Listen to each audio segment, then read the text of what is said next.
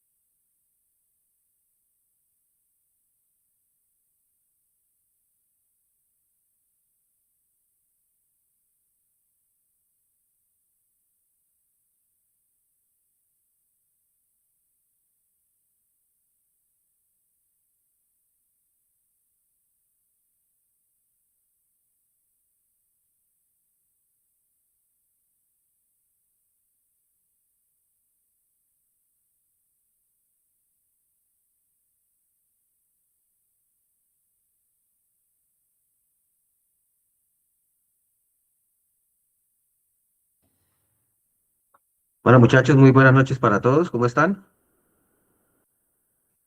Profe, cordial saludo desde Bogotá. Buenas noches, ¿cómo le va? Muy bien. Buenas noches para todos. Gracias, Henry. Como siempre, tan amable. ¿Cómo van, muchachos? ¿Qué cuentan? ¿Listos para esta clase del día de hoy?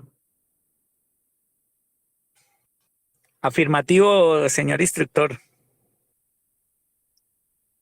Bueno, muchachos, nuevamente buenas noches para todos. Vamos a estar muy pendientes de esta información importante de esta clase que vamos a tener el día de hoy. Debido a solicitudes por parte de algunos de sus compañeros, querían que profundicemos un poquito más en la resolución 3100 y pues obviamente que es la que nos está rigiendo actualmente para los sistemas de salud en Colombia o gestión del sistema de salud en Colombia. Entonces vamos a profundizar hoy en esta resolución 3100 como medida para nuestra próxima clase que va a tener que ver mucho con esta parte. Entonces, hoy vamos nuevamente a hablar de la 3100 y obviamente vamos a profundizar mucho más en esta parte. Pero pues antes de que iniciemos, yo quería preguntarles a ustedes si de pronto se acuerdan un poquito o que me puede dar un poquito una explicación de lo que hemos hablado en estas ya 6 clases con esta que llevamos de gestión del sistema de salud. Eh, Como ese avance o alguien me puede hacer de pronto quizá un resumen para ver qué estamos entendiendo referente a este tema, porque pues es importante que tengamos la información netamente clara, ¿cierto? Y que pues ya que llegamos al último, digamos, como comando o la última forma en la que nos rige el sistema de salud de Colombia, no sé si alguien quiera pues hacernos un pequeño resumen de lo que hemos visto o ustedes quieren que lo hagamos así antes de iniciar esta clase, muchachos. No sé si alguien quiera participar. ¿Quién se le mide? A ver. Profe, pues lo que pasa es que hemos visto bastante marco legal y un poco de cuestiones con números, ¿no? Sí. Aquí digamos, yo le puedo dar un resumen de lo que he entendido, sin la certeza de que sea algo verdadero, ¿sí? Eh, lo que Esa es la pasa, idea, Henry. entonces, tenemos un marco legal que nos cobija y hace que cumplamos ciertos, digamos, ciertas condiciones para poder ya sea ejercer la labor o ejercer una actividad. La labor como médicos, paramédicos, bueno, el paramédico hasta ahora por ahí está saliendo la legislación, ¿sí? Pero auxiliares, bueno, todo eso. Y adicionalmente las entidades como IPS, como empresas de ambulancias o de transporte especial. Eh, ha habido, en lo que recuerdo, se ha hecho, digamos, un recorderis de la historia de cómo inició todo el proceso, digamos, cuáles fueron las bases para ese sistema médico que tenemos en este momento, todo el proceso y la actualización que se ha tenido, digamos, que también hemos visto que todo ha tenido su más y su menos, pero que ahorita pues cualquier pasado fue mejor, dice el dicho que Sí. digamos que lo que está pasando en ciertas cuestiones, que sin embargo sigue evolucionando y son cuestiones con las que tenemos que manejarnos para poder cumplir de forma adecuada cada uno de, digamos, de los acuerdos jurídicos que ha habido dentro del marco legal. Eso más o menos a grosso modo es lo que yo he interpretado. Bien, ahora vienen, digamos, unos acuerdos, leyes, decretos, que eso sí no los tengo, digamos, en mi cabeza en este momento. Están grabados en las clases y todo, y está pues en el cuaderno, y es todo el marco legal ya justo, porque aquí no, digamos, no nos tenemos que salir de la ley, sino es lo que dice la ley y con el numeral que dice la ley. Entonces, pues ya ahí queda un poquito corto, señor instructor. Eso es más o menos lo que yo he interpretado. Listo, Henry, muchas gracias. Wilmer, ¿nos ibas a decir algo? No, no, señor. Buenas noches, profe. Buenas noches, muchachos. Bueno, como decía Henry, pues sí, esto es como esas bases jurídicas y sobre todo las bases estandarizadas por parte del gobierno nacional o de la ley como tal para poder funcionar como sistema de salud en Colombia. Y cada una de las subdivisiones que ello compromete en cuanto a la prestación de servicios, como ya hablamos de las EPS, como ya hablamos en la clase pasada de las IPS, de las instituciones prestadoras de servicios, cómo funciona desde su marco administrativo hasta su marco operativo y administrativo. Entonces, es toda esa conglomeración de normatividad, ¿cierto?, que nos va a regir hasta hoy. Ahorita, o lo que quizá quería que profundizáramos un poquito, era en la 3100, que es lo de la habilitación, ¿cierto? ¿Cómo es que es en el país, en Colombia, una empresa prestadora de servicios de salud o prestadora de servicios sanitarios puede funcionar de manera correcta en Colombia? Y eso es lo que vamos a profundizar ahorita entonces. Entonces, los objetivos de hoy o de esta clase de hoy es que entendamos ese concepto fundamental en la habilitación de todos los servicios o ese registro documental, ¿cierto? Que nosotros, en el caso tal de que queramos poner a funcionar una empresa como tal de salud, tenemos que tener, ¿cierto? También pues para que entendamos ese funcionamiento, porque nosotros directamente como prestadores de servicios de salud o como funcionarios de una empresa, pues es algo que tenemos que tener como concepto claro y definitivo, ¿cierto? Que reconozcamos esas exigencias teórico-administrativas o técnico-administrativas de la 3100 del 2019 y pues por ende también la última modificación que se le hizo a esa, que fue ciertos artículos sobre calidad. Y que demostremos esos mecanismos y evidencias necesarias para certificar el cumplimiento ante los entes de control. ¿Y cuáles son los entes de control? Pues todos los que en su palabra lo dice, controlan todo lo que esa empresa puede llegar a hacer o puede llegar a discernir en la prestación de su servicio, bueno y mal, porque esta ley o esta resolución como tal el fin de esta resolución fue que esa habilitación o esa normatividad que se llegó a implementar tuviera como esos parámetros o esos límites, ¿cierto? O procedimientos o condiciones, los cuales van a llevar a que esa empresa cuente con toda la infraestructura, talento humano, procesos y todo lo que tiene que ver con normatividad de funcionamiento como tal. Entonces, más o menos ahí como para que hagamos un resumen, la 3100 de 2019 estableció los procedimientos, condiciones o inscripción ante los prestadores y habilitación de servicios de salud en Colombia.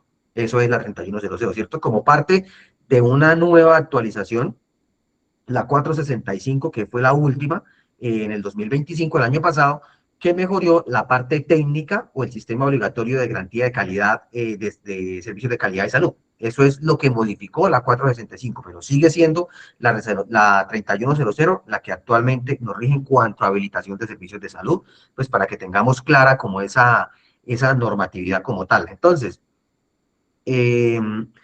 algunas de las nuevas modificaciones en la estructura fue o algo de modificación de emblemas, ¿cierto? En el transporte asistencial, lo que ya nos rige a la parte asistencial o transporte asistencial, en ciertos emblemas o ciertas modificaciones en cuanto a la visualización de los vehículos de prestación de servicios de salud. Esto fue una de la normatividad, se estandarizaron ciertos parámetros para los emblemas de las UN y pues todos los emblemas de la parte de ambulancias, la distribución de todo lo que tiene que ver con el logo como tal de ambulancia y ciertos parámetros técnicos para este tipo de situaciones. También se delimitó la señalización reflectiva de los vehículos de emergencia debido a pues la alteración que puede llegar a tener esos vehículos en la calle y otra normatividad. También fue mucho de la parte del talento humano, sobre todo de la escogencia y técnica y práctica y sobre todo certificada de todo lo que tiene que ver con talento humano, enfocado en las personas que prestan servicio de salud directo en los pacientes como tal. Digamos que el talento humano administrativo pues se maneja mucho más a nivel empresarial, pero el operativo es otra cosa diferente.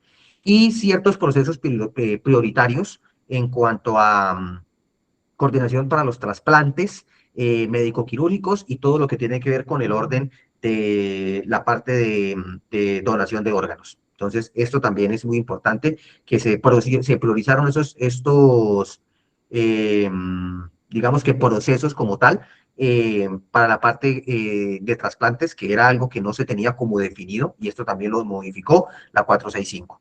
Y sobre todo la parte de prestación de servicios en cuanto a procesos de calidad, que es lo que más enfatizó, y sobre todo para la flexibilización y también para el control de los procesos de calidad. Entonces, esto es como lo que conlleva la 3100, pero pues vamos ahorita a discernir, a hablar, a que entendamos mucho más a fondo este tipo de situaciones. Entonces, como siempre, muchachos, preguntas, dudas, inquietudes que ustedes tengan para referente a esto, aportes que quieran hacer, importantísimo que los tengamos muy en cuenta. Andrés, buenas noches, ¿nos ibas a decir algo? Profe, buenas noches. Profe, tengo una consultica Señor. sobre la 3100, sobre las ambulancias terrestres medicalizadas en el tema de los medicamentos controlados. Sí, ¿los medicamentos qué? Perdón, Andrés. Los medicamentos controlados. Ok. ¿Cómo Esa, es la parte? la que usted mencionó ahorita también modificó algo de los medicamentos controlados, ¿cierto? A ver, ya el equipamiento como tal de la normatividad de ambulancias en cuanto a medicamentos, ambulancias medicalizadas como tal, los medicamentos de control o medicamentos con la parte de sedación de pacientes, que es lo que más se conlleva en este caso, digamos que para medicamentos como el midazolam, el becuronio o el propofol, son medicamentos los cuales ya en la parte hospitalaria y en la parte de asistencial de traslado de pacientes está muy limitada. Ahorita en este momento, una ambulancia medicalizada que, digamos, va a trasladar un paciente de la parte hospitalaria, es decir, va a ser un traslado medicalizado del hospital Pepito Pérez a la clínica fulanito de tal, debe ser, o el paciente se debe entregar de manera estable con los medicamentos del traslado, ya que en el caso tal que durante el traslado el paciente llegase a presentar algún tipo de complicación, El único medicamento autorizado en este momento de control para una ambulancia medicalizada es el midazolam. Y anticonvulsivantes son la fenitoína como tal. Son medicamentos que anteriormente nosotros cargábamos propofol, cargábamos bastantes medicamentos que no tenían como una cierta regularidad, pero que resulta que a raíz de el suministro de estos medicamentos y las posibles reacciones adversas que estos podían presentar sin una supervisión médica directa especializada, se empezaron a controlar este tipo de cosas. La nueva normatividad en cuanto a equipamiento y medicamentos de ambulancia medicalizadas está institucionalizada no en esta norma como tal, sino en otro tipo de documento que es la habilitación o control de lo que tiene que tener las ambulancias medicalizadas, ya hablando de la TAM, de la TAP y la TAS, transporte asistencial simple, transporte asistencial medicalizado y transporte asistencial básico, que sí se los voy a dar a conocer en otra clase mucho más adelante, pero para responder a la pregunta, Andrés, esta clase de transporte asistencial medicalizado en cuanto a equipamiento de medicamentos ya está muy regulado en esta parte. Sí, se cargan medicamentos en las ambulancias, obviamente medicalizadas y básicas también, ciertos medicamentos que se pueden suministrar, pero en la parte de medicamentos controlados como tal, estoy seguro que el único medicamento de sedación en este momento es el midazolam. El resto de medicamentos están por fuera y pues dependiendo el tipo del caso en el que se vaya a trasladar un paciente, este tipo de medicamentos los tiene que entregar la parte hospitalaria como tal, pues por medio de las infusiones y durante el traslado y volver a entregar al paciente en las mismas condiciones. Ya que nosotros como profesionales suministramos esos medicamentos, tiene que ser por orden médica estrictamente. Gracias. Bueno, muchachos, entonces, ¿qué es una habilitación? Pues son esas condiciones mínimas, ¿cierto? O el conjunto de requisitos que establece la ley o establece el gobierno que garantizan la seguridad del paciente durante la atención. Es decir, si un consultorio odontológico va a prestar sus servicios, debe tener una estandarización mínima en cuanto a equipamientos, en cuanto a todo lo que tiene que ver con la dotación para prestar sus servicios como tal. Lo mismo los hospitales, clínicas, laboratorios, imágenes diagnósticas, servicios de urgencias, servicios de consulta externa, servicios de medicina prepagada, todo lo que tenga que ver con habilitación de servicios de salud en Colombia, públicos y privados, y que presten atención directa a pacientes, deben contar con estos requisitos, con esas condiciones mínimas. También es un requisito legal para poder funcionar como tal, como todo lo que tiene que ver en cuanto a infraestructura, en cuanto a rampas de acceso y todo lo que tiene que ver. Y es un permiso de operación que autoriza la facultad para prestar ese tipo de servicios. Eso es una habilitación de servicios de salud en Colombia, que la 3100 actualmente rige en este tipo de situaciones. Entonces, para poder funcionar en Colombia una empresa, ya sea de traslado, ya sea de cualquier tipo de prestación de servicios, dependiendo obviamente su reglamentación o su orientación en salud, debe presentar esos ciertos requisitos que obviamente en cada una de las normas o pues de las ramas como tal a la que se va a presentar, ellos son los encargados de este tipo de darles como las pautas o lo que se necesita para este tipo de servicios. Entonces, el enfoque directo al cual se quiso llegar con la 3100, más que todo se enfocó en el trato, ¿cierto? O en la seguridad del paciente, así como mejorar esa calidad del servicio. Como decía Henry ahorita, digamos que ahorita en este momento estamos pasando pues el sistema de salud está pasando por una situación bastante complicada, más por entes administrativos y económicos que por su funcionamiento como tal. Hace unas clases atrás, pues hablábamos y decíamos que el sistema de salud en Colombia es uno de los mejores en el mundo, es uno de los 5 mejores del mundo. Hablemos del sistema, no de la prestación como tal. Porque desafortunadamente, para que un sistema funcione, las directrices o las directivas como tal, que hacen, que llevan a cabo la reglamentación o cómo decirlo, como el control de este tipo de situaciones, pues se prestan para muchas otras cosas en cuanto a corrupción y este tipo de cosas que dan un deprimimiento y al final, pues los directamente implicados o directamente perjudicados vamos a ser los usuarios, porque nosotros también somos usuarios del sistema de salud, ¿cierto? Dependientemente si somos o no trabajadores, también somos usuarios del sistema de salud y también vamos a necesitar en algún momento algún tipo de situación. Entonces, el sistema como tal funciona. Lo que quizá no funciona son los dirigentes que se roban la plata, para decirlo así, no entrar en temas o discusiones políticas. Pero el sistema como tal es un sistema autónomo, es un sistema activo y es un sistema que puede funcionar de manera correcta. Además, que la infraestructura hospitalaria hoy en día en Colombia, más me enfoco en la parte privada que en la parte pública, aunque hay hospitales públicos en Colombia que funcionan muy bien y prestan un excelente servicio.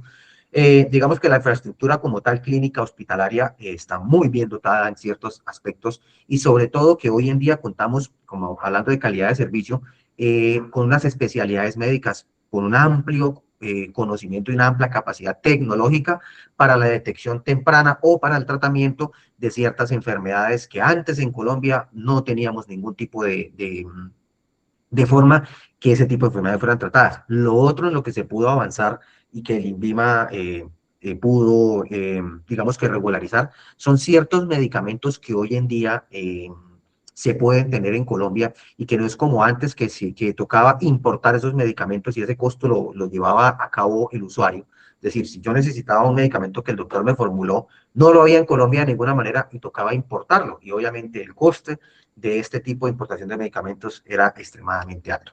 Entonces, ese enfoque de la 3100 en cuanto a la centralización de la seguridad del paciente se enfocó mucho sobre todo en la parte hospitalaria. ¿Por qué seguridad del paciente? Porque antes, digamos que los hospitales o clínicas se enfocaban más en la atención directa de la enfermedad como tal, o el diagnóstico como tal, y no en la seguridad del paciente en el momento hospitalario como tal. Entonces se presentaban pérdidas de pacientes, es decir, el paciente salía hasta la institución y nadie sabía qué tipo de situaciones. O los pacientes con algún tipo de vulnerabilidad física, motriz, o con algún tipo de situación por agresión sexual o por conflicto armado, por cualquier tipo de situación. Entonces, esta parte de la resolución se enfocó mucho en la seguridad del paciente, desde el momento en el que entra hasta el momento que tiene la resolutividad de su enfermedad o de su afección como tal. Esto también va de la mano enfocado con la calidad del servicio, que el servicio que se preste a ese paciente tenga desde el momento de la entrada una calidad en la atención y sobre todo en el desarrollo de su enfermedad y en el tratamiento post quirúrgico o post hospitalización. Que ese servicio tenga esas tres bases fundamentales: atención inicial, tratamiento inicial y sobre todo el post tratamiento o la post hospitalización de ese paciente. También que la infraestructura técnica y las dotaciones que soporten ese tipo de enfermedades o que necesiten ese tipo de enfermedades tengan esas condiciones técnicas, sobre todo de infraestructura, lo que hablábamos ahorita del mejoramiento de la parte clínica como tal, así como evoluciona la tecnología, pues los hospitales también deben ir a la par y las clínicas deben ir a la par con el mejoramiento de toda su parte técnica o tecnológica en este tipo de situaciones. Entonces, ese enfoque de la 3100 obligó, digamos, a que si usted va a prestar un servicio de habilitación de ambulancias, los anteriores hospitales o clínicas tenían que modernizarse, ¿cierto? Y las nuevas empresas o los nuevos hospitales o las nuevas clínicas o laboratorios tenían que entrar con un énfasis mucho más amplio, con una infraestructura y unos equipos mucho más especializados para poder funcionar en Colombia. Y esto ha ayudado mucho a que este tipo de servicios presten una mejor atención. Aquí yo les hago una pregunta y para que la quiera responder. Ustedes mismos en cada una de sus ciudades, en cada una de las partes donde están en el país, pues bueno, Henry que está en Bogotá, yo me imagino que ha visto mucho esta parte, creo que Wilmer es el que está en Pasto, si no mal no recuerdo. Yo creo que hemos visto esta mejoría en cuanto a prestación de servicios, ¿cierto, muchachos? Ya no es las mismas infraestructuras, los mismos consultorios y sobre todo los mismos equipamientos. O no sé si alguien quiere hacer un aporte a esto, me quiera comentar algo que hayan visto referente a este cambio. Lo mismo en la parte de ambulancias y traslados. Entonces, alguien que quiera aportar, los escuchamos, muchachos.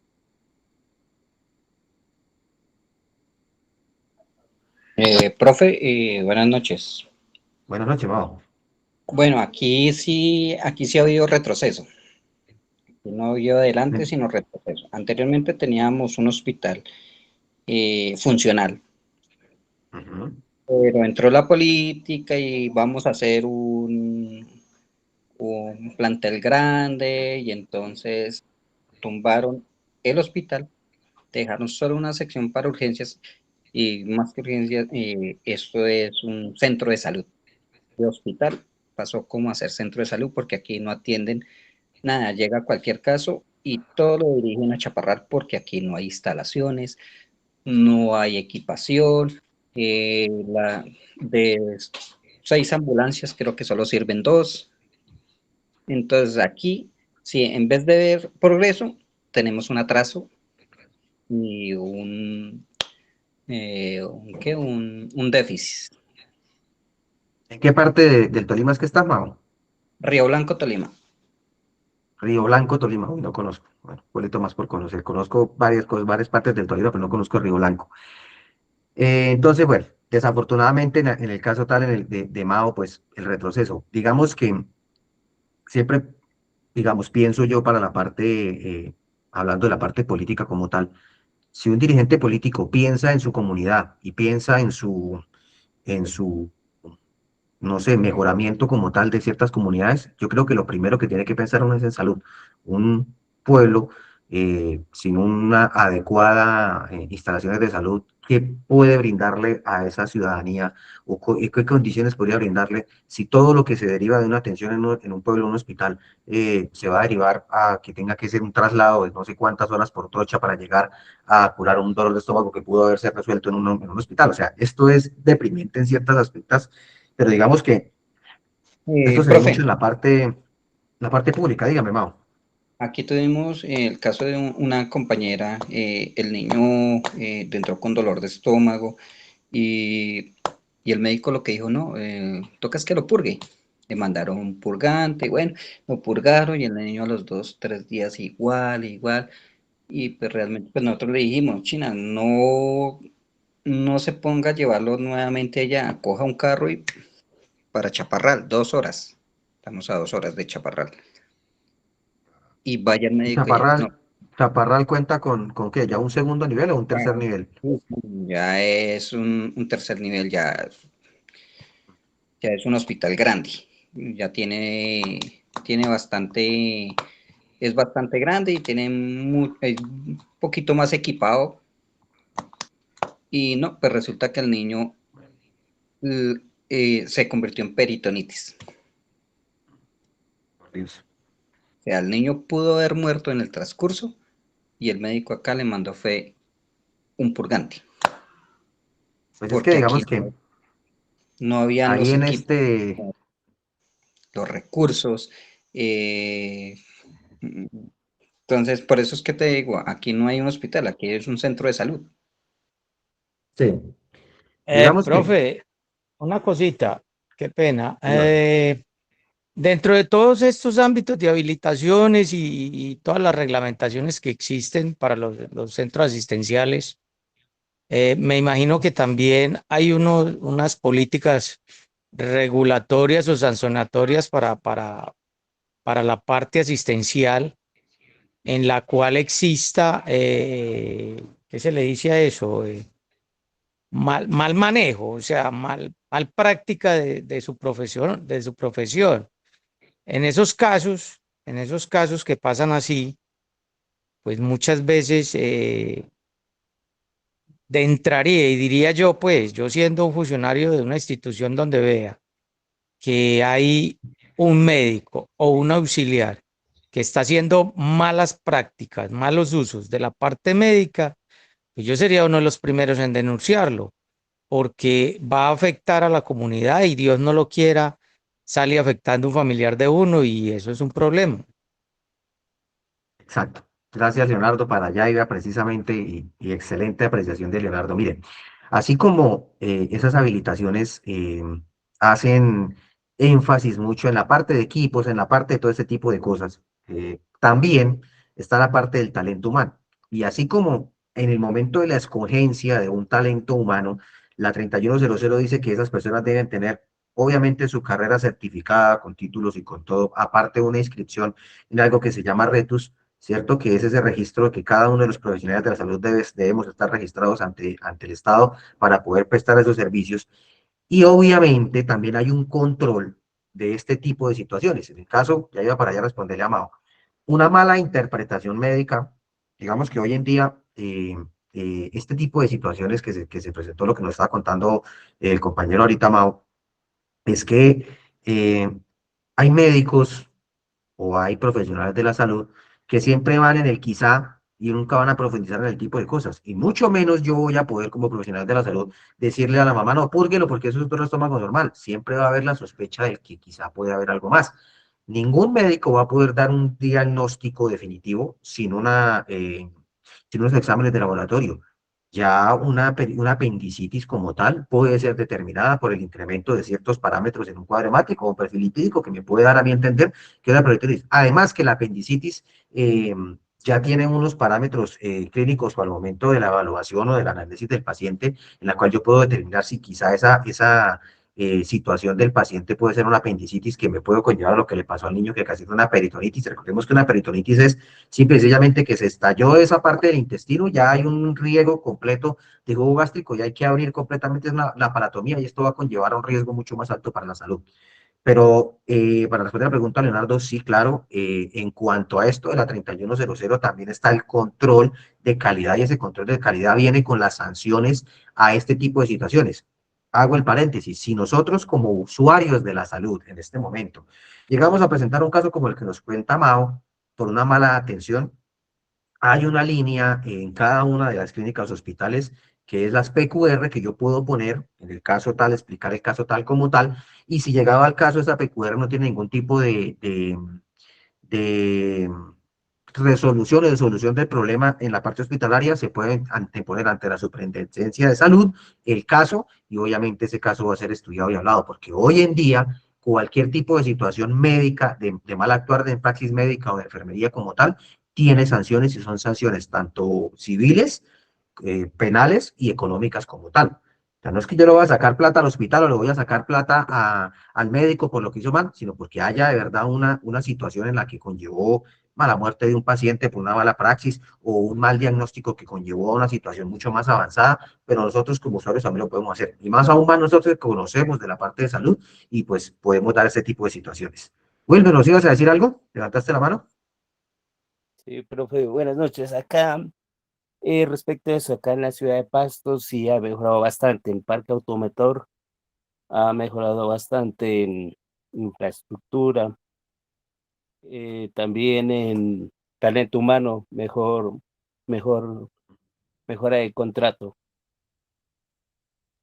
Eso, señor. Qué bueno que digamos que, bueno, no es todas las partes como el caso de Mao, pero sí en muchas situaciones ha mejorado mucho. Digamos, aquí en la parte de Santander, Bucaramanga, la salud en cuanto a infraestructura, en cuanto a clínicas y dispositivos, la diferencia es abismal a otras partes, pero pues gracias a Dios aquí contamos con un sistema hospitalario, una red hospitalaria y clínica con muy buena dotación. Y por lo menos lo hablo de la parte de transporte asistencial de pacientes, las ambulancias. Hoy en día, la nueva resolución que sale este año, estaba leyendo hace unos días, no ha salido todavía, pero va a haber una nueva resolución para la parte de ambulancias en cuanto a infraestructura y equipamiento y dimensiones con las que debe contar un vehículo para trasladar a un paciente. Ya esas ambulancias, yo les llamo las María Bobos, que son esas ambulancias que es un cajón encerrado, usted va encerrado atrás con el paciente en un cajón en el cual usted no sabe ni para dónde va y lo otro es esa infraestructura como tal de ese cajón que no contiene ni las dimensiones para usted caber de pie, ni mucho menos para poder usted hacer maniobras en un paciente en movimiento. Entonces, se ha peleado mucho esta parte de la dimensión como tal de los equipos de emergencia, sobre todo en el traslado de ambulancias, que aquí va en la parte de infraestructura como tal, y esta parte va a tener su mejoría en cuanto que un vehículo que vaya a prestar ese tipo de servicios debe contar con ciertos parámetros para poder prestar ese tipo de servicios en el cual se pueda, digamos que tanto para el personal como para el paciente la comodidad sea necesaria. Fabián, buenas noches. Buenas noches, compañeros, buenas noches. Buenas noches. Bueno, acá en Yopal, infraestructura mejoró, talento humano, mayor capacitación, eh, se adquirieron vehículos, se hicieron planes de APS urbanas y rurales. Mm, eh, bueno, ahorita estaban hablando de los medicamentos. Aquí dependiendo, digamos, por ejemplo, una clínica. Si la clínica tiene su propia ambulancia, entonces ya se maneja internamente un poquito más de medicamentos. Por otro lado, eh, lo que decía el compañero ahorita sobre la negligencia médica, sí, obviamente hay que organizar un reporte. Y lo que dice su merced de los cajones, de los mareabobos, lo que pasa es que en la 3100 están pidiendo unas especificaciones técnicas claras y pues ahí ya habría que cambiar esa resolución, de pronto, no sé cómo lo harían para aumentar el tamaño, porque es como la medida mínima, la estándar, y de ahí se pegan y adquieren vehículos completamente incómodos. Sí. Sí, gracias, Fabián. Exactamente por eso es que se ha venido trabajando en esta parte, digamos que la estandarización. Hay, obviamente, en este momento, digamos, para habilitar una ambulancia como tal, hay unos parámetros técnicos que también lo determina la 3100, enfocado en la parte de ambulancias como tal, en cuanto a equipamiento, y las especificaciones son claras, como dice Fabián, la mínima como tal debe tener tal dimensión como tal, que quepa una camilla, pero lo que se ha querido enfocar o se ha querido llevar como a tema crítico como tal, es en la estandarización del tamaño de la estructura del cabo como tal. Lo otro, que una ambulancia debe tener comunicación directa con la cabina, es decir, esas ambulancias que tienen su carrocería y la cabina independiente ya están completamente por fuera de una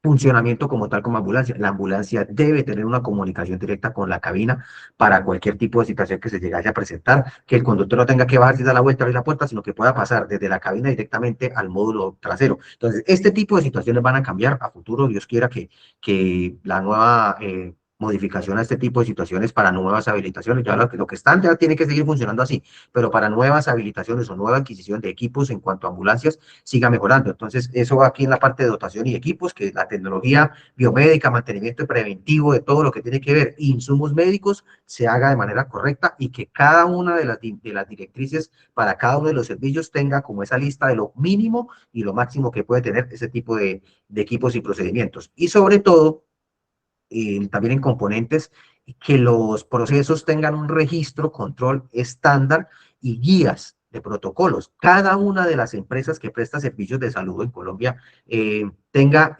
unos protocolos dados a cada uno de sus empleados o a cada uno de los prestadores de salud para el manejo integral y sobre todo para los registros de una historia clínica. Lo que les hablaba hace unos días atrás de la historia clínica es que anteriormente las historias clínicas era un archivo escrito el cual se guardaba en un cajón por allá y una historia clínica se guardaba por 10 años. Cada una de las empresas tenía que guardar 10 años una historia clínica. Hoy en día, gracias a la tecnología, las historias clínicas ha cambiado mucho en la parte de digamos, de registro como tal y ahora se lleva digital. Y acuérdense en lo que les decía a ustedes hace unos días, la historia clínica es unipersonal, solo la persona directamente afectada es la persona, la única que puede pedir su historia clínica o por medio de un permiso notariado puede autorizar a otra persona para que haga retiro o uso de este tipo de situaciones. De resto nadie más puede sacar, ni las clínicas pueden divulgar o darle a otro tipo de personas su historia clínica. Eso es un documento legal y la data es muy clara en ese tipo de situaciones.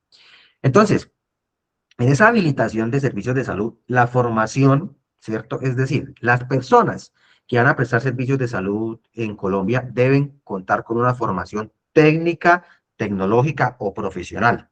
Estamos hablando en cuanto a prestadores de servicio operacional directos con el paciente, ¿no?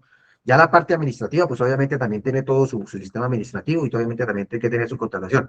Pero aquí vengo a esta parte de formación. Ustedes se acuerdan los casos anteriores de que aparecían médicos, aparecían enfermeros o aparecían profesionales, supuestamente profesionales, haciendo consultas en hospitales, clínicas y todo eso, y no se contaba con ese tipo o se venía a mirar la certificación y eran certificaciones falsas o eran certificaciones que no tiene ningún tipo de validez. Entonces, eso con esta 3100 se trató de derogar por el hecho de que para que un prestador de servicios de salud directo, desde auxiliares de enfermería para arriba, deben estar inscritos en el RETUS. ¿Y cómo hace usted para inscribirse en el RETUS? Usted, como profesional, debe presentar la documentación que la universidad, instituto tecnológico, técnico le entregó a usted. Usted debe presentarla ante una plataforma para que por medio de esa plataforma usted pueda estar habilitado con un código para poder prestar servicios. Y sin ese RETUS a nivel nacional, usted no puede trabajar ni en clínicas públicas ni en clínicas privadas, porque la parte de calidad y de certificación y de control, le va a usted a exigir que muestren a ver ese médico si está habilitado, en dónde ha trabajado, porque el RETUS también es una base de datos que le va a decir a toda la parte que lo va a contratar a usted, esta persona trabajó aquí, aquí y aquí tanto tiempo. Entonces, muy importante eso, que esa certificación sea vigente, ¿cierto? Y sobre todo la recapacitación del talento humano. Por eso hoy en día nosotros como profesionales de la salud tenemos que tener una recapacitación constante en cuanto a procedimientos, procesos y todo lo que tiene que ver con ataques químicos, son certificaciones de ataques químicos que anualmente se van formando, de reanimación cardiopulmonar avanzada, pediátrica, neonatal o básica, y todo lo que tiene que ver para la parte de enfermería con inyectología, laboratorio, manejo de quemaduras con ácido, ataque de víctimas de violencia sexual, muchas certificaciones que nos piden cada año, hay unas que son cada 2 años, pero que es una reinducción anual que se debe hacer para poder desempeñar estos servicios. Entonces, eso también hace parte del talento humano en cuanto a la calidad del servicio que se está prestando, ¿cierto? Y sobre todo el soporte legal, que la empresa, la IPS, la EPS, hospital o clínica, cumpla con una normatividad laboral, ¿cierto? Que la parte de contratación sea la mejor parte idónea y que esa parte de contratación tenga un ente de control. Con ello de la equilibranza en cuanto a gastos o remuneración salarial y todo ese tipo de situaciones. Entonces, el talento humano es esa parte de toda esa reglamentación que la norma, ¿cierto?, diga qué es lo que usted tiene que contratar o qué es el tipo de persona que tiene que contratar y sobre todo cómo es que lo va a contratar. Pasamos a la parte de infraestructura, ¿cierto? Que son esos equipos adecuados, lo que hablamos ahorita de la habilitación para ambulancias, en caso tal de ambulancias, cuáles son los equipos, cuál es la dimensión y lo que usted va a prestar en ese vehículo. En el laboratorio clínico, cuáles son los equipos mínimos que debe tener para lo que usted va a prestar, sobre todo en la parte de laboratorios clínicos hospitalarios en humanos, porque también está la parte de laboratorios clínicos veterinarios, ¿no? Y en muchas ocasiones, para que tengamos más o menos en cuenta la dimensión de lo que esta norma reguló, era que se hacían pruebas veterinarias en laboratorios de humanos, ¿sí? O sea, en este momento la habilitación también distribuyó esa parte de laboratorios veterinarios y laboratorios para la parte humana como tal, porque antes era una mezcolanza de tipo de cosas y no había como una correcta interpretación de ese tipo de situaciones y muchas veces se prestaban malos servicios en ese tipo de situaciones, sobre todo en la parte de laboratorios como tal. Ya la parte de rayos X y toda esta parte en cuanto a humanos y mascotas, pues es prácticamente lo mismo porque la densidad es prácticamente igual, pero sí en la parte de laboratorios clínicos como tal. Entonces, son infraestructuras y condiciones técnicas, tanto de mantenimiento, instalaciones o en caso de los carros, digamos que la parte mecánica o la parte de infraestructura como tal para poder fluir o para poder prestar los servicios. Y los equipos necesarios, dotaciones tecnológicas, biomédicas, insumos, que tengan registro sanitario. Recuerden que para poder funcionar en Colombia, cualquier tipo de empresa que venda o distribuya equipos biomédicos o equipos que tenga que tener contacto con la salud humana o animal, deben contar con un registro INVIMA. Si no cuentan con un registro INVIMA, esa empresa o esa clínica no puede funcionar porque está faltando a una norma de este tipo de situación para habilitación. Y otra cosa muy importante que esta norma implementó y más en la 564 es que cada uno de los equipos biomédicos con los que cuente una institución de salud, una ambulancia o cualquier empresa que preste servicios de salud, debe tener un mantenimiento en esos equipos y una hoja de vida y una calibración periódica en cada uno de esos equipos. Importantísimo tener en cuenta esto en el momento de prestación de servicios porque muchas de las situaciones son equipos completamente obsoletos que ya no van a prestar ningún tipo de servicio de situación. Entonces, ahí es cuando vemos quizá ambulancias que están funcionando con unos monitores que ya se ve a blanco y negro o que ya no tienen ningún tipo de forma en la que funcionen correctamente. Profe, con Cuéntanos, Leonardo. respecto a eso, yo sí quisiera preguntarle a usted, eh, la verificación, o sea, ¿quiénes son los que deben de estar al tanto y pendientes de esa calibración y de las certificaciones de esos equipos? ¿Los conductores, paramédicos o la parte administrativa de la entidad? Muy bien, vamos a hablar de ambulancias. ¿Listo? La ambulancia como tal tiene Sí, sí, ambulancia, una que tripulación. Sí. uno maneja ambulancia. Entonces, yo quiero hacer esa pregunta porque donde yo trabajo, quiero que me la responda a ver si coincide con lo que yo pienso del centro o de la parte donde yo trabajo. Listo. A ver, Leonardo. Eh, las ambulancias como tal tienen una tripulación definida. Actualmente la mayoría de las empresas en Colombia es un conductor, un auxiliar de enfermería y un médico que se va a encargar del paciente.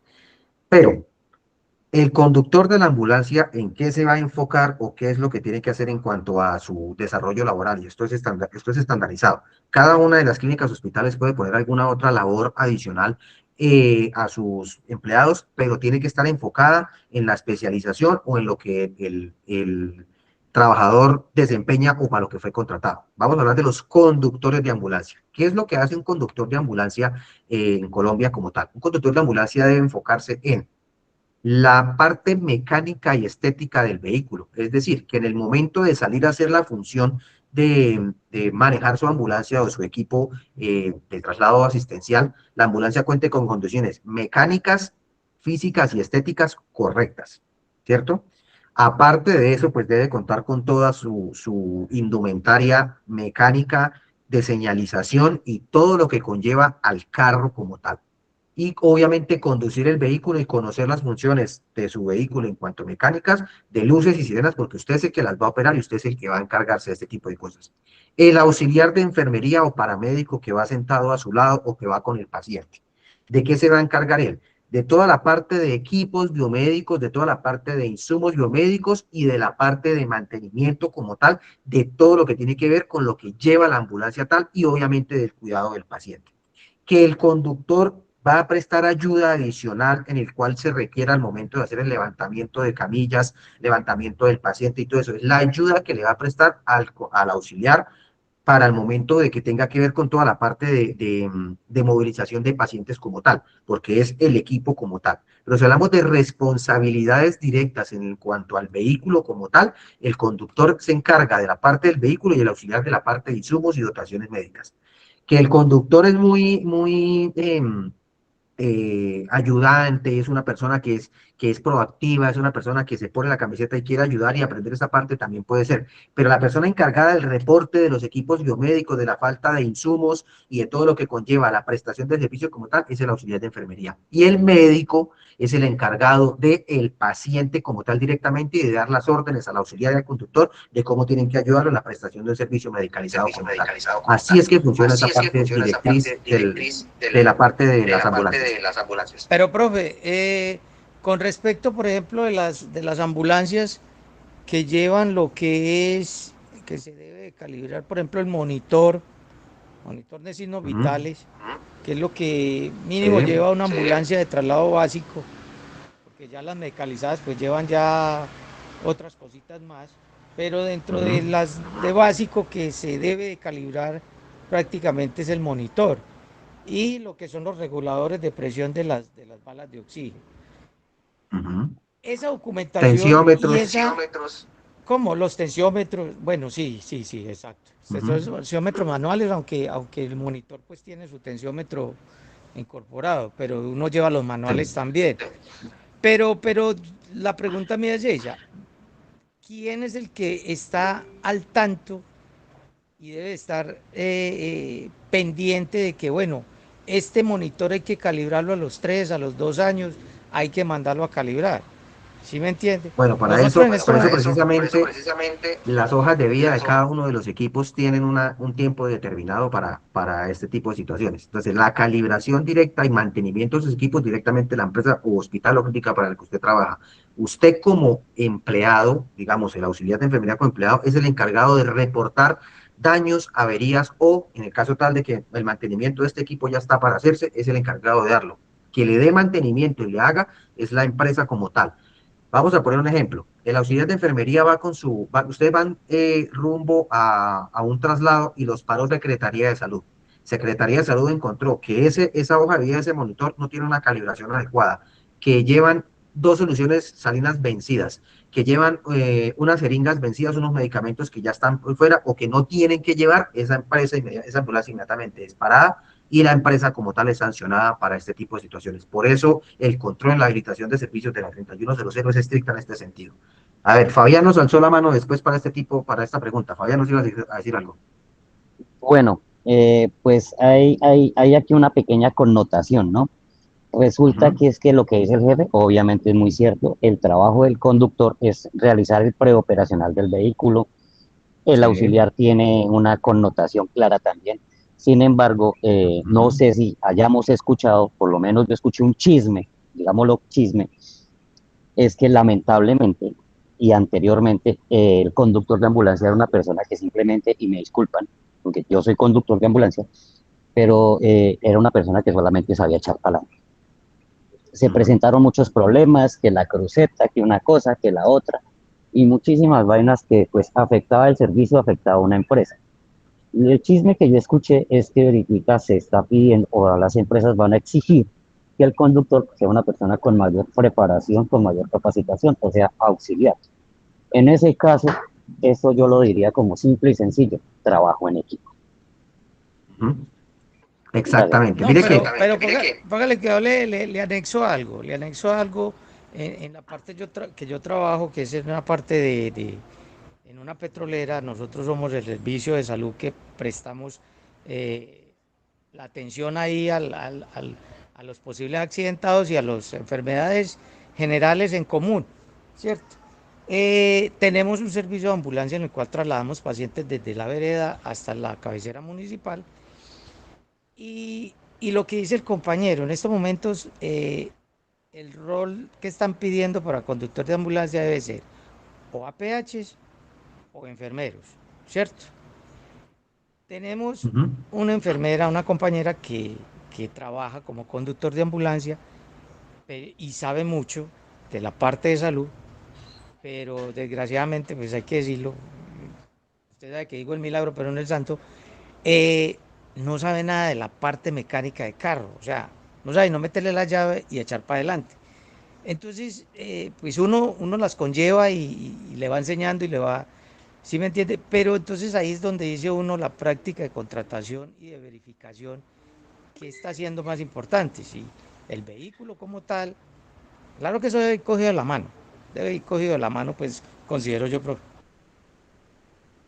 A ver, la parte de contratación como tal, obviamente debe tener unos estándares como tal. Lo que dice Fabián es muy cierto. La nueva normatividad que va a llegar actualmente a regir referente a este tipo de equipamiento para ambulancias como tal, va a exigir como mínimo una APH y auxiliar de enfermería para la parte de conducción. ¿Por qué? Porque lo que se logra es que, como decía Fabián, el trabajo en equipo se realice de manera adecuada, que los dos estén capacitados en los roles, tanto para conducir como para atender al paciente.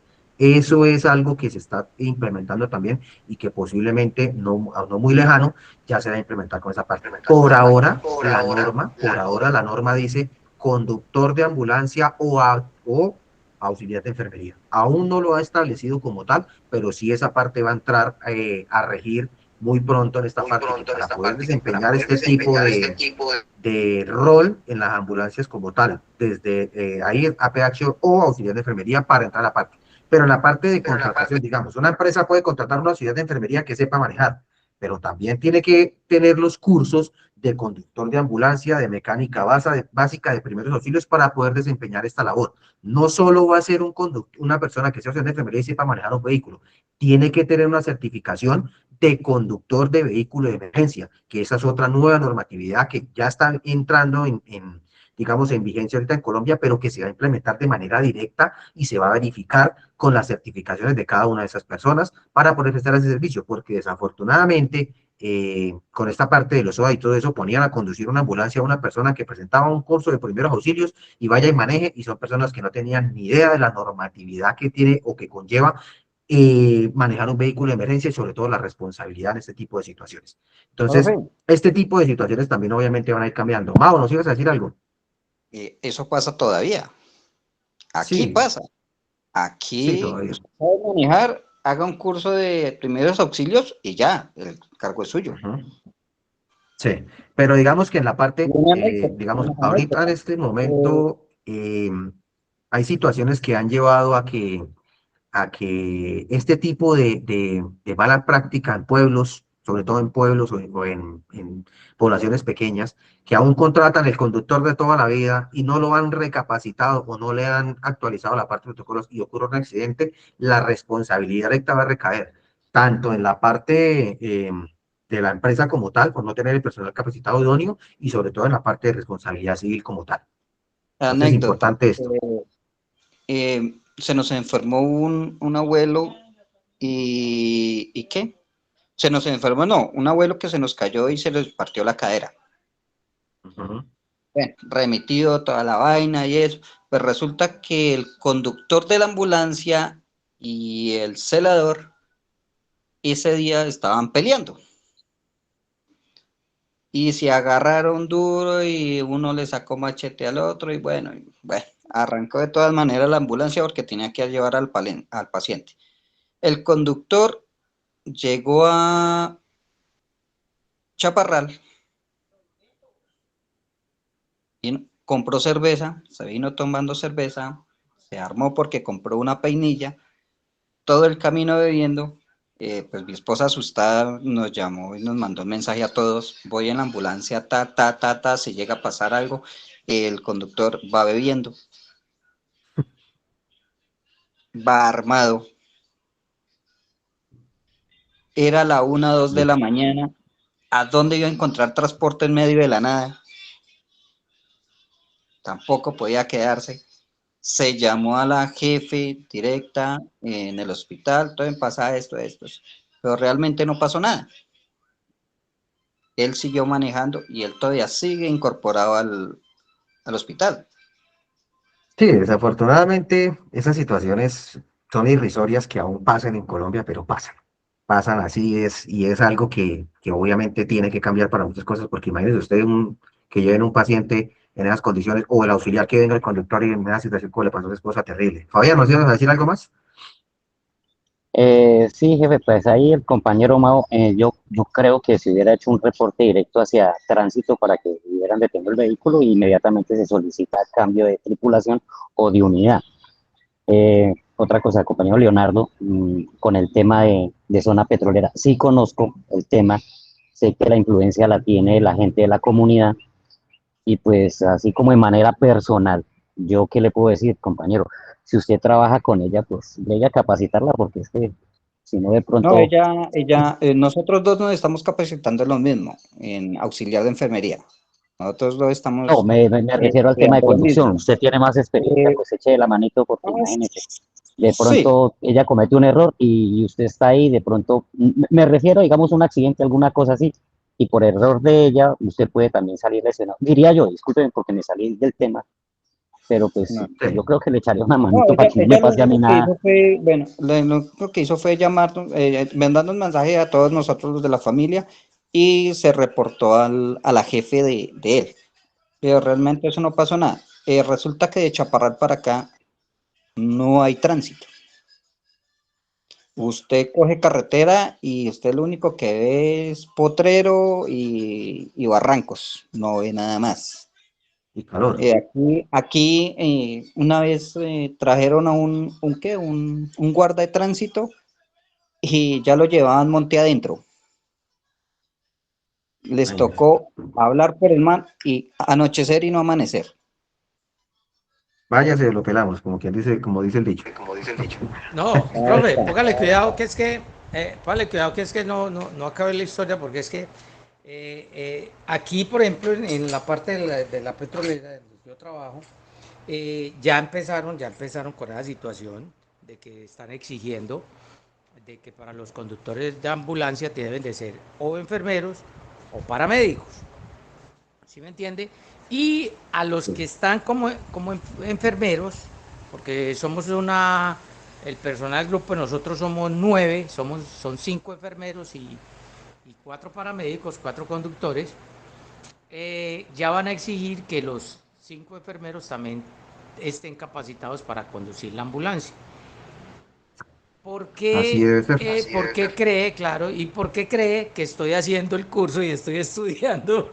Porque yo soy el empírico y tengo que estudiar para enfermería para poder seguir manejando. Muy bien, así tiene que ser. Pues sí, de verdad es que debería ser de esta manera correcta en este tipo de situaciones. Le doy a la palabra a Henry, que hace rato estaba alzando la mano. Henry, ¿nos ibas a decir algo adicional para poder terminar? Profe, no, una cosa cortica, de pronto el compañero que nos hablaba ahorita de todo lo de calibración de equipos y toda esta cuestión, eso tiene que ver también con un departamento de calidad, ¿no? Dentro de las cosas Sí. que tienen las empresas hay una norma de calidad que se debe cumplir, así como hay un encargado, digamos, de Ujú. seguridad y salud en el trabajo, hay un encargado de calidad que es quien debe llevar los registros de esos equipos y las calibraciones. Aunque digamos Exacto. que el operador de esos equipos es el responsable de llenar los formatos y de, digamos, estar pendiente de las fechas en las que se debe hacer el recalibramiento de los equipos o en algún caso que tenga un accidente, el equipo se caiga, se golpea ya una mala Ujú. operación, quien opere el equipo debería ser, en teoría, quien lo debería llevar a esa persona de calidad, ¿no? Adicionalmente, porque esos equipos regularmente, la persona de calidad no es quien los calibra, sino que tiene No. que contratarse una empresa que certifique esa Ujú. calibración. Entonces, pues digamos que es Exacto. algo complicado, pero como estamos hablando, digamos, en cuestión de norma, quien debería manejar eso es la persona encargada de calidad, del departamento de calidad. Muchas gracias, señor instructor. Un cordial saludo. No, Henry, sobre todo que uno con un equipo de esas magnitudes descalibrado posiblemente le arroje unas lecturas erróneas y puede Eso iba. llevar pues a una complicación. Exactamente. Un mal equipo calibrado o prestar servicios a un paciente con un equipo no idóneo o no calibrado da de lecturas erróneas. Y estamos hablando de atención de pacientes, que es la responsabilidad muy directa. Y un equipo en mal funcionamiento, tanto el personal operativo es responsable como el personal de calidad de cada una de las empresas. Por eso es que en procesos y documentación de lo que estamos hablando ahorita, la normatividad, los protocolos y guías de manejo clínico administrativo se estandarizan porque es una prestación directa del paciente. Entonces, como decía Henry, cada una de las empresas debe llevar una hoja de vida que desde el momento en el que usó el equipo detectó la falla, lo reporta para que calidad se encargue de la calibración, reposición o todo lo que tiene que ver con ese equipo. Cada uno de esos equipos debe tener un manual de referencia institucional, es decir, los equipos, procedimientos, protocolos deben tener un manual, ¿cierto? Para una operación segura de cada uno de ese tipo de cosas. Y sobre todo, el registro de los procedimientos, tanto de los equipos como los procedimientos en pacientes. Por eso también la 3100 especificó en los procesos y documentación, tanto de registro como de funcionamiento, porque aquí no estamos hablando solo del registro como tal, sino también del funcionamiento de cada una de las situaciones que conlleva a este tipo de prestación de servicio como tal. Y algo que hay que hacer un énfasis muy claro, muchachos, y acá les hablo a los que ya son auxiliares o van a ser auxiliares de enfermería o están trabajando en la parte operativa como tal, que es el registro completo de la historia clínica. Una historia clínica bien diligenciada sirve para el paciente y para uno como profesional de la salud o como auxiliar de enfermería, como paramédico, como todo eso. Todo lo que se escribe, lo que es escrito, escrito está, ¿no? Y eso lo puede salvar a uno de muchas situaciones en cuanto a un reclamo, en cuanto a la situación. Que ese documento tenga una trazabilidad, es decir, que tenga una atención eh, específica para que esa historia clínica tenga una manera adecuada de llevar y sea legible y coherente, porque eso es importante también entenderla. Recordemos que la historia clínica es un documento unipersonal, intransferible, que es de única, digamos, utilización personal como tal. Si yo divulgo información clínica de un paciente, estoy cometiendo un delito. Y ese delito tiene una pena también para ese tipo de cosas. Entonces, la historia clínica, en la norma también se estableció ciertos parámetros regulatorios para que sea un registro completo, que tenga trazabilidad y que sobre todo que tenga un soporte legal para este tipo de situaciones como tal. Entonces, la 3100 también en la parte, digamos, de cumplimiento como tal, eh, requiere su parte documentamental documental como tal, soportes escritos como registros, actas, manuales, protocolos, situaciones adversas y sobre todo quejas y reclamos y PQRs. Que tenga una verificación física, que todo cuente con instalaciones, infraestructuras, vehículos, equipos y locaciones completas. Y que la parte operativa como tal tenga unos procesos los cuales tenga una parte evaluativa, una parte correctiva y una parte operativa correcta. Entonces, esa 3100 también hace que ese cumplimiento de estas estandarizaciones, tanto al momento de presentar la habilitación como al prestar los servicios como tal, tengan ese cumplimiento como tal. Digamos que todo lo que sea verificable en cuanto a procesos de inspección está por parte de la revisión integral de cada una de las prestaciones de servicio, prestadores de servicio como tal. El personal debe pasar por una evaluación exhaustiva en cuanto a la documentación, inspección física de áreas y verificación objetiva de procesos. Que los empleados cumplan con la documentación correcta, que la infraestructura tenga la adecuada para ese tipo de cosas y que los procesos operativos que se estén haciendo correctamente, ¿cierto? Eh, Hay algo muy importante también en esta norma y es que el personal trabajador puede ser entrevistado, es decir, la parte de verificación puede ir a la clínica, a la empresa a la que usted esté trabajando y hacer una verificación de los procesos a usted como tal, como empleado. ¿Y lo puede hacer la norma? Sí, lo puede hacer. Es decir, a usted le pueden hacer una evaluación de su operación como tal, como conductor, como ayudante de enfermería, como médico, como enfermero, en cualquier tipo de situaciones puede pasar. Por eso es que las secretarías de salud municipales y departamentales pueden parar una ambulancia o pueden llegar a un hospital a hacer verificación de ese tipo de situaciones. Entonces, errores comunes que se presentan en ese tipo de cosas, falta de evidencia, que usted no tenga los registros, hojas de vida de los equipos, mantenimiento y todo eso en lo que tiene que cargarlo, porque una ambulancia debe tener este tipo de hoja de vida de los equipos de mantenimientos. O que usted no esté aplicando los procesos como tiene que aplicarse en cuanto a la prestación de servicios. Entonces, es importante también en cuenta que este tipo de procesos son reevaluables y son sancionatorios, tanto para la empresa como para todo lo que tiene que ver con la operatividad como tal. Entonces, muchachos, para terminar, la idea clave de este tipo de la 3100 y hoy que la profundizamos aún más y que discernimos en muchos factores y muchas cosas, es que es una normatividad obligatoria, ¿cierto? La habilitación no es opcional, es un requisito legal que parte de que para usted puede ser un prestador de servicio de salud debe contar con cierta normatividad y sobre todo con cumplir, que está enfocada directamente en la seguridad del paciente, digamos que lo que busca la 3100 en forma definitiva es que el paciente tenga una seguridad completa en todos los aspectos, que tiene que tener un cumplimiento de una evidencia completa, no basta con hacer, es imperativo el recumplimiento y sobre todo presentar soportes directivos, físicos y operativos. Y que es una forma de que haya una mejora continua en cuanto a prestación de servicios como tal. Henry, ¿nos ibas a decir algo más? Profe, algo cortico, digamos, es importante que dentro de los contratos que uno firma hay un manual que le indica a uno cuáles son las funciones. No son las mismas en una empresa y en otra. Entonces, para los compañeros que estaban preguntando que si a ellos les tocaba o no, es importante que miren ese manual de contrato de ustedes. ¿Qué dice en su función? Dice conductor de ambulancia, sí, ¿cuáles son las funciones? Y regularmente ahí vienen un poco de funciones que generalmente uno no mira y que está incumpliendo, pero por falta, digamos, de conocimiento. Y adicionalmente, tener en cuenta que para todos los compañeros, que a pesar de todos estos decretos y todo, que es una cuestión muy pesada, hay que saberlo porque en el momento en que a uno lo juzguen, uno no puede decir que uno no sabía, porque la ley está ahí. Y hay veces que uno cae por no conocer la normatividad completa. Entonces, pues si digamos estas charlas y todas las clases que hemos recibido son muy importantes porque son la base, digamos, defensiva de uno. Es decir, uno no se sale de sus funciones y uno en el momento en que lo requiera una autoridad va a tener, digamos, las herramientas legales también para decir por qué hizo algún procedimiento o dejó de hacerlo. Y una última cosa que nos habían dicho en una clase hace unos meses es que es tan complejo eso de que lo demanden a uno por hacer una labor de pronto y sobrepasarse o bueno, siempre van a requerirlo a uno en la ley.